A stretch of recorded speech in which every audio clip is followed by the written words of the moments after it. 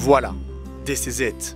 At this point of my life, there is just nowhere else I want to be. Today, I'm turning 20, right in the desert. I have an important meeting with the sunset. I have to ask myself, how did I end up here, in the middle of the outback?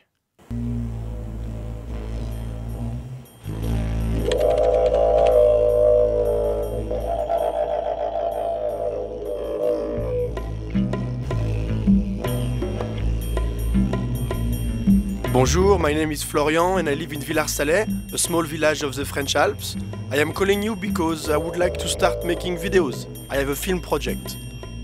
Bonjour, I've come to get some money. I want to send the file. No, you need a bank statement. We closed on Monday. Can I change my subscription? No, monsieur, we don't take credit cards. I have a project. Désolé, monsieur. Sorry, sir.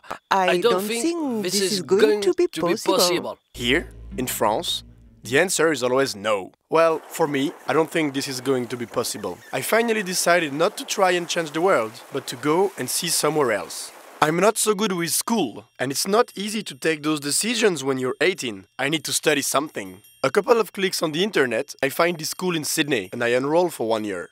From the time I was 14, for me, Australia has always been all about surf, skate, chicks, freedom and wilderness. It's about 40,000 kilometers of coastline, 14 times the size of France, and only 20 million people.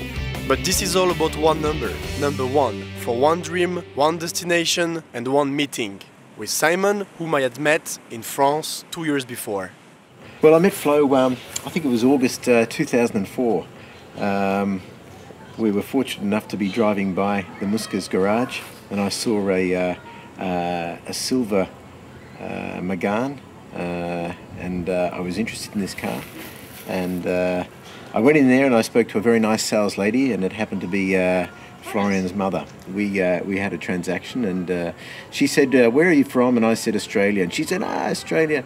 She said, you must meet my son, and Florian. And before I know it, Florian turned up, and there he was, this guy who was passionate about Australia and passionate about visiting Australia and Australians, and it was a destiny for him. And from that point, I knew that there was a connection there, and we had to, sort of bring about Florian's dream of getting to Australia.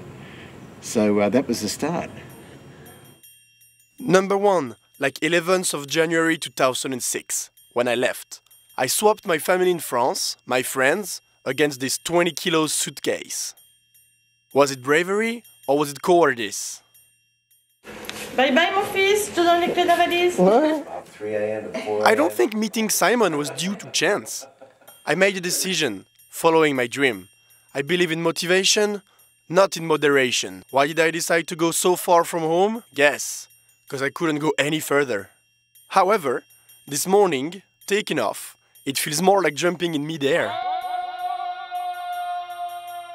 He wanted to skip the back and just come straight out, but we encouraged him to finish, and he finished well.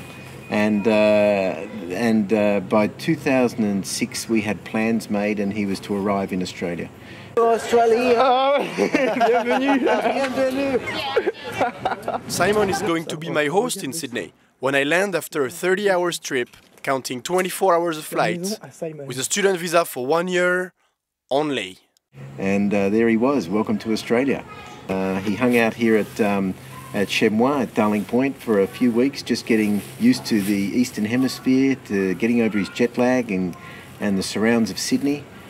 One of the first things we did, we went up to the skateboard shop to get him a set of wheels, because he's a bit lost without a set of wheels.